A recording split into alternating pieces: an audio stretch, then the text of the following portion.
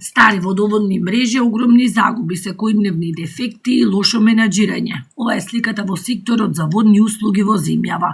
Водоснабдувањето и одведувањето на отпадните води во моментот го извршуваат околу 70 предпријатија, соочени со сериозни предизвици и огромни долгови. Се уште функционираат старите режими без поделба на фекална и атмосферска вода, што доведува до сериозни еколошки ризици. Секторот бара околу 2,5 милиарди инвестиции до 2045 година. Тоа се огромни средства кои што некој треба да ги имплементира и да ги управува тие системи. Тоа на што треба исто да размислуваме не само физичката инфраструктура, треба да размислуваме за новите технологии, дигитализацијата на секторот. Сето тоа е потребно за да можеме да го управуваме. Изготвен е пилот проект за темелни реформи со европски пари и фондови, да се намали бројот на јавни предпријатија, наместо мали да има десетина моќни оператори за водени услуги. Мислиме дека голем дел од проблемите ќе бидат надминати со соработка помеѓу општините. Во Македонија бидејќи е мала држава, наместо да користите 60 или 70 мали предпријатија, најдобро е тие да се спојат во 6 или 7 предпријатија. Доколку нема системски реформи, водоводниот сектор ќе продолжи да тоне во загуби, кои во некои општини поради дотраената инфраструктура достигнуваат и до 80%. Денеска граѓанската платформа Охрид СОС поднесе иницијатива до Министерството за животна средина и просторно планирање и до Министерството за здравство за воспоставување санитарно-заштитни зони околу Билјанини извори Бејбунар. Иницијативата е темелот на Законот за водите во кој се предвидува задолжително воспоставување на санитарно-заштитни зони за водни тела кои се користат или се наменети за снабдување со вода за пиење. Билјанини извори представуваат значајно водно тело со посебна природна, еколошка и водоснабдителна вредност и се наоѓаат во чувствителен регион кој представува жариште на биолошката разновидност. Просторот околу изворите во последните години забрзано се урбанизира и е изложен на интензивирачки антропоген притисок што создава реален и зголемен ризик по квалитетот и безбедноста на водата, како и по интегритетот на поврзаните екосистеми, велат од Охрид СОС. Потенцираат дека иако водата од Билјанини извори со децении се користи за водоснабдување на општина Охрид, законската обврска за прогласување заштитни зони до денеска не е исполнета.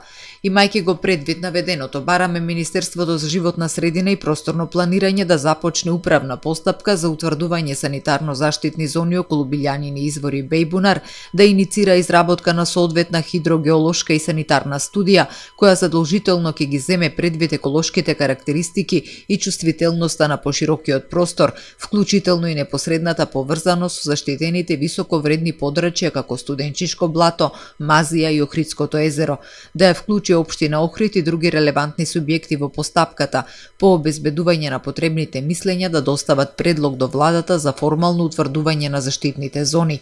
Министерството за здравство да изготви стручно мислење за потребата од воспоставување санитарно-заштитни зони од аспект на заштита на јавното здравје со утврдување на режими кои обезбедуваат висок степен на заштита во сите три зони. Да го достави мислењето до Министерството за животна средина како основ за водење на постапката, велат во соопштението од Охрид СОС.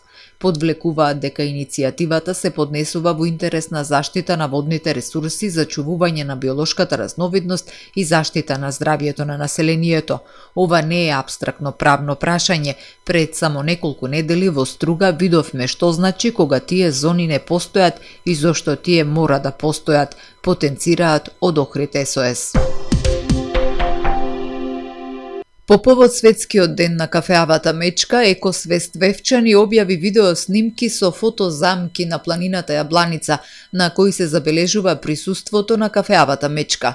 Од организацијата информираат дека снимките се дел од подолгорочен процес на мониторинг кој има за цел да обезбеди релевантни податоци за движењето, бројноста и здравствената состојба на мечките во овој регион. Овие видеа не се само интересни кадри од дивината, туку представуваат важна алатка за разбирање планирање на однесувањето на мечките и основа за понатамошни активности за нивна заштита, велат од организацијата. Покрај мониторингот најавени се и конкретни мерки насочени кон намалување на ризиците за локалното население. Во делот на заштита на пчеларите се планира поставување електрични огради околу пчелните кошници со цел да се спречат штети од мечки на хуман и ефикасен начин. Исто така предвидено е поставување сообраќајна сигнализација на критични точки каде што мечките најчесто се движат, со што би се намалил ризикот од судири на патиштата. Како еден од клучните проблеми се посочува отпадот, кој често ги привлекува мечките во населени места. Во таа насока се најавува воведување контењери отпорни на отварање од мечки, со цел да се спречат несакани блиски средби со мечки во близина на куќите и викендиците. Од Екосвест Вевчани потенцираат дека кафеавата мечка е символ на здрава животна средина, а нивната цел е планината јабланица да стане пример за одржлив соживот меѓу човекот и дивиот свет. Распространетоста на мечката во Македонија е ограничена и неравномерна, а достапните податоци за незината бројност главно доаѓаат од повремени мониторинзи. Кафеавата мечка е присутна главно во западните, јужните и југозападните делови на Македонија.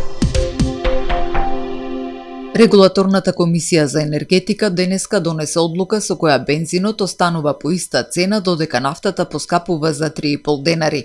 Новата максимална малопродажна цена на Евродизел БС ќе биде 95,5 денари за литар. На Евросупер БС 95 и натаму останува 86,5 денари, а на Евросупер БС 98 останува 88,5 денари за литар. Малопродажната цена на екстра лесното масло за домаќинство се зголемува за 2,5 денари, со што новата максимална малопродажна цена ќе изнесува 92 денари за литар. Малопродажната цена пак на мазутот се зголемува за 0,157 денари за килограм и новата цена ќе изнесува 47,610 денари. Во пресред на оваа одлука на Регулаторната комисија за енергетика за цените на горивата, владата на вонредна седница усвои мерка за намалување на ДДВ за горивата од 18 на 10%. Одлуката за намалување на данокот на додадена вредност стапува на сила денеска на полноќ и ќе важи 2 недели. Со намалувањето на ДДВ-то очекуваме цената на бензините да остане непроменета, а дизелот да порасне за 3 до 3,5 денари, изјави премиерот Мицкоски, што и се преслика во денешните цени на регулаторна со вклучена повластена стапка на додадена вредност. Доколку останеше на сила ДДВ-то од 18%, цената на бензините ќе беше повисока за 6,5, а дизелот за 10,5 денари за литар. Пред одлуката, Регулаторната комисија за енергетика го измени и дополни правилникот за формирање на највисоки малопродажни цени на одделни нафтени деривати и горива за транспорт, со кои ќе се овозможи вонредна реакција на промената на цената на нафтените деривати во делот на данокот на додадена вредност.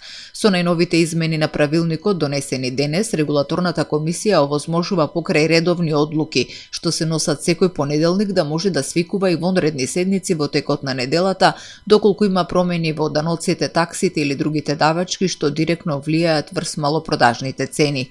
Во услови на енергетска неизвестност и ценовен притисок предизвикан од конфликтот на Блискиот Исток, владата прогласи и кризна состојба на целата територија на државата во време траење од 30 дена поради проблеми и блокади поврзани со снабдувањето и увозот на стратегиски енергенси.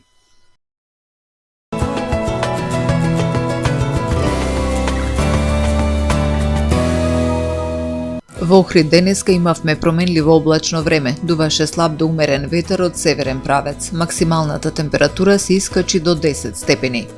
Утре во Охрид времето ќе биде променливо облачно со сончеви периоди и со услови за повремен слаб дожд. Утринската температура од 2 степени, максималната дневна до 12 степени.